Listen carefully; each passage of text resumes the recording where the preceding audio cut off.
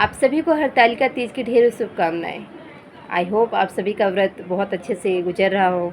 निर्जला उपवास होता है, थोड़ा सा फील हो सकता है, बट शिव शंकर की कृपा से पूरी रात बीत जाएगी आप सबकी भी। ओके, सो इसकी कथा थोड़ा सुनते हैं।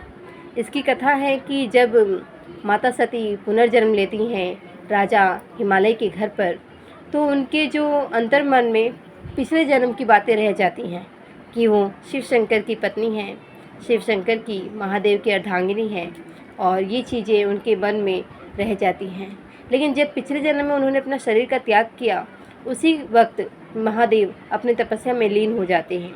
उन्हें ये एहसास ही नहीं होता कि सती ने पुनर्जन्म ले चुका है और सती का जन्म हो चुका है, और वो घोर तपस्या में लीन होने के कारण एक तपस्वी बन चुके थे। लेकिन जब सती सयानी होती हैं, लेकिन उनके मन में तो चीज़ें चली रहती हैं महादेव की कि मुझे महादेव जी को पाना है, वापस महादेव जी के पास जाना है।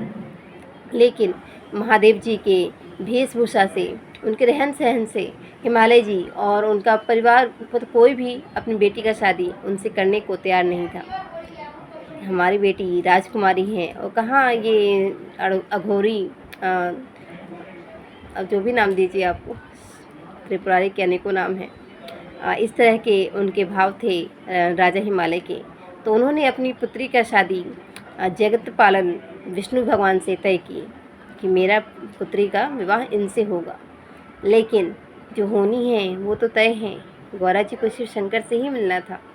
तो उस गौरा जी ने एक युक्ति बनाई और अपनी सहेलियों से खुद का ही हरण करा लिया इस शादी से बचने के लिए।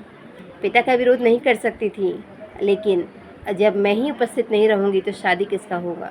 इस तरह के विचारों से उन्होंने अपने सखियों द्वारा खुद का ही हरण करा लिया, और उनको हरण करके, मतलब अपनी स्वेच्छा से हरण करवा कर, वो खंडहरों में जाकर दूर अपने जहाँ किसी को ज्ञात ना हो कि वहाँ वो हो सकती हैं, ऐसी जगह पे जाकर उन्होंने घोर तपस्या किया। और घोर तपस्या करके उन्होंने शिव जी को प्रसन्न किया। शिव जी तपस्या से जब जगे तो उन्हें एहसास हुआ कि मेरी जो सती है, मेरी जो पार्वती हैं, वो पुनर्जन्म ले चुकी हैं और हमारे मिलन का वक्त आ चुका है। फिर उन दोनों का विवाह होता है। तो जो उन्होंने हरण कराया ना, उसी पर ये हरतालिका तीज का व्रत आज हम किए हैं। निर्जला व्रत होता है 24 घंटों का।